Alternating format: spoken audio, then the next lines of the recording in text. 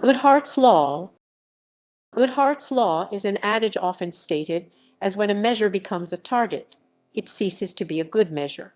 It is named after British economist Charles Goodhart, who advanced the idea in a 1975 article on monetary policy in the United Kingdom. Any observed statistical regularity will tend to collapse once pressure is placed upon it for control purposes.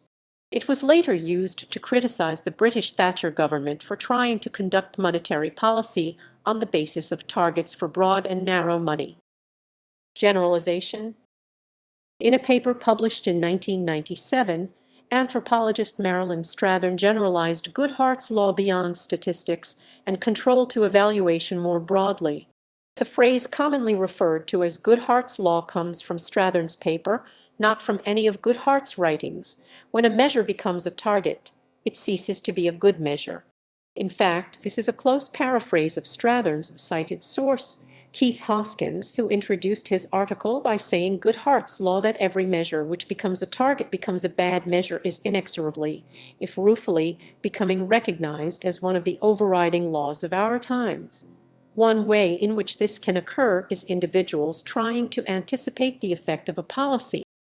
Priority and background. There are numerous concepts related to this idea, at least one of which predates Goodhart's statement of 1975. Notably, Campbell's law likely has precedence, as Jeff Rodimer has argued, since various formulations date to 1969. Other academics had similar insights during this time period. Jerome Rabitz's 1971 book Scientific Knowledge and Its Social Problems also predates Goodhart, though it does not formulate the same law. He discusses how systems in general can be gamed, focuses on cases where the goals of a task are complex, sophisticated, or subtle. In such cases, the persons possessing the skills to execute the tasks properly are instead able to achieve their own goals to the detriment of the assigned tasks. When the goals are instantiated as metrics, this could be seen as equivalent to Goodhart and Campbell's claim. Shortly after Goodhart's publication, others suggested closely related ideas, including the Lucas Critique 1976.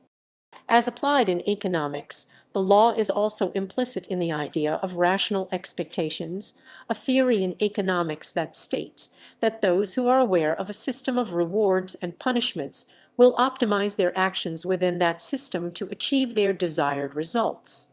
For example, if an employee is rewarded by the number of cars sold each month, while it originated in the context of market responses, the law has profound implications for the selection of high-level targets in organizations.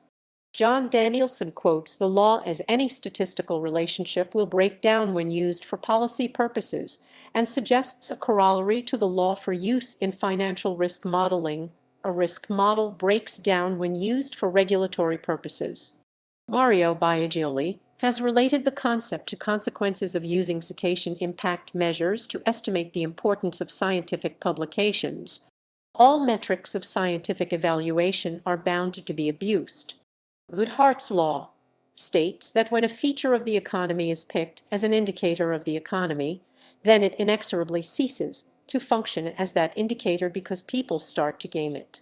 The law is illustrated in the 2018 book The Tyranny of Metrics by Jerry Z. Muller.